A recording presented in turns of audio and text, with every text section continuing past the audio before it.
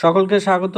আজকের এই নতুন ভিডিওতে প্রায় 5টি প্রশ্ন উত্তর সম্পর্কে আমরা এই ভিডিওতে জানব, যেগুলো পরীক্ষায় বারবার আসে। ভারতের একক বৃহত্তম শিল্প কোনটি? লৌহ ইস্পাত শিল্প, চিনি শিল্প, কার্পাস বয়ন শিল্প।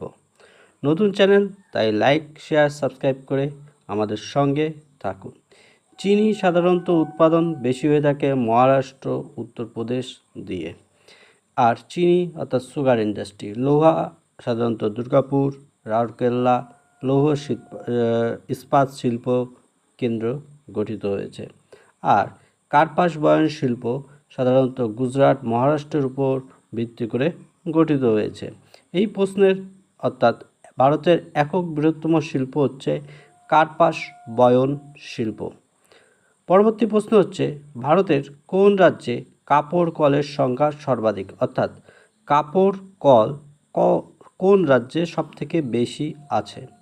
Option A Gujarat, option 2 Maharashtra, option 3 Tamil Nadu. এই প্রশ্নের সঠিক উত্তর জানার আগে অবশ্যই নতুন চ্যানেল বলে চ্যানেলটিকে লাইক, শেয়ার, সাবস্ক্রাইব করে উৎসাহিত করবেন। এই প্রশ্নের সঠিক উত্তর তামিলনাড়ু, তবে গুজরাট আর মহারাষ্ট্র হওয়ার সম্ভাবনা সব থেকে বেশি। এই উত্তরটা অবশ্যই একটু জটিল টাইপের, ঠিক আছে। পরবর্তী প্রশ্নে চলে আসি। ভারতের প্রথম যন্ত্রচালিত বস্ত্র বয়ন কেন্দ্র কোথায় স্থাপিত হয়? অর্থাৎ যন্ত্রচালিত যে কাপড় কল কোথায় স্থাপিত হয়েছিল? মুম্বাই, শ্রীরামপুর, ঘুষড়ি। এই প্রশ্নের সঠিক উত্তর হলো ঘুষড়ি, পশ্চিমবঙ্গের ঘুষড়িতে। ভারতের প্রথম যন্ত্রচালিত কাগজ কল কোথায় তৈরি হয়?